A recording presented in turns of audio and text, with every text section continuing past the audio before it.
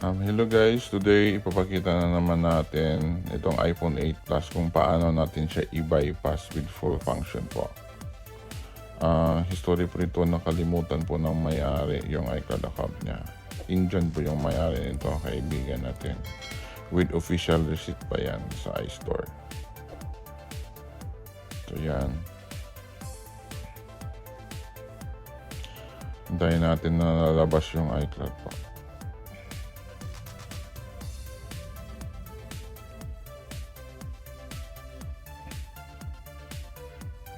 Yan, humihingi siya ng iCloud. Actually, yung program na to hindi po ito free, ha? Walang free po nito. Kaya may price din. Binabayaran din namin yan bawat iPhone po. So ayan, i-click natin yung activate, automatic mag-activate yan. Yan. So yan, para siyang magic, diba? Instant po. Pwede nyo po siyang hintayin pag magpagawa po kayo.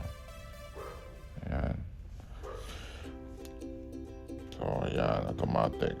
Magpa-function po yung lahat nito, yung signal niya, okay. Yung iCloud account sync, makapag-login po kayo ng bagong iCloud account nyo, okay po yon.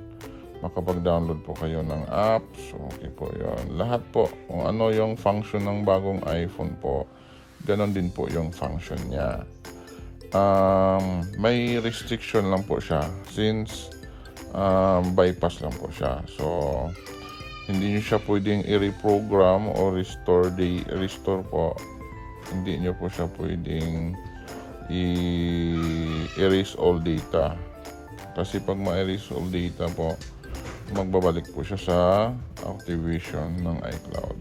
Pero just in case pag ma-reset nyo po siya accidentally, pwede nyo pong madala sa shop namin ulit kasi may 1 month warranty po tayo. So ayan guys, pag gusto nyo pong magpagawa, may shop po tayo doon sa Cebu City proper po. Nasa 3rd floor beside Mang Inasal po sa Elizabeth Mall po. At yung isa nasa 3rd floor din sa SM Seaside, Cebu, nasa labas ng Smart po. Just lang po doon. At saka yung pinakabagong shop namin sa hometown ko sa Argao, Cebu po. Yun sa itaas ng Silas Okay, Poblacion, Argao po. So sa taga South, Cebu South, pwede po kayong pupunta dito sa amin. So ayan guys, have a nice day. Bye bye.